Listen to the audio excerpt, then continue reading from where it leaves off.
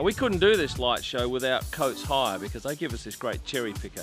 It allows us to get up at the same height as this mega tree pole, which is some 5 metres off the ground, and we have down the bottom here a red inner tree at the very bottom level, a green middle tree, and then around the top here we run pink, blue and white in 6 different segments, so we can have a chase around the tree. Then from the top, as you can see, we run these great stars down to the back roof over here and to the centre of the roof over there.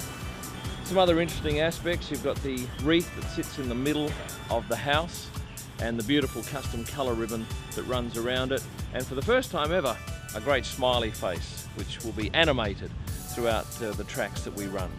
In the past, we've raised money for Shane Warne Foundation and the Princess Margaret Hospital.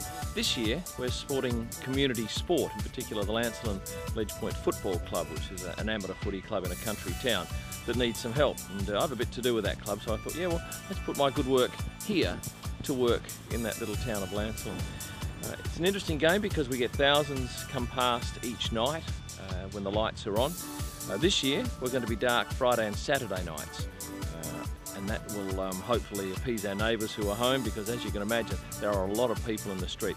And it will be finishing up on the Thursday night before Christmas. So if you're coming after that, you will be disappointed. So make sure you get in early. And the important thing to do is to log on to World's Best Christmas Lights on Facebook. That's where you'll get the first knowledge of anything that's happening. You'll see these videos, you'll see the video of the 2 songs that we'll be doing this year, and you'll also be given some behind the scenes peeks, plus details on when we're on and when we're not. So make sure you join up, make sure you like us, World's Best Christmas Lights on Facebook.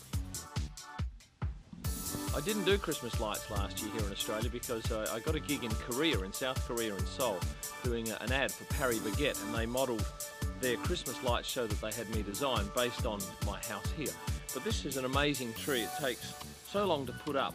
It's 1.5 kilometres of cabling, and it's got these metal rings down the bottom which we tether the actual lights to. So my wife will spend best part of 2/3 a day up that cherry picker attaching this sort of stuff, and then there's a fair amount of programming that goes with it. But it is one of the most spectacular things when it's on at night, and especially the kids. They want to run in and jump inside this thing, which is a bit of a pain in the bum. And yes, we do get some negatives. I remember we had a guy 2 years ago who refused to move his car. He parked on a neighbour's lawn and got quite angry when we asked him to move his car. So in the end we just closed the light show down and told everybody that we're closing it because of the gentleman with the red car, and he quickly took off, and we resumed services thereafter. But mostly people are great and they love it, and they give in terms of dollars, and they bring their kids. It's just a great fun thing to do.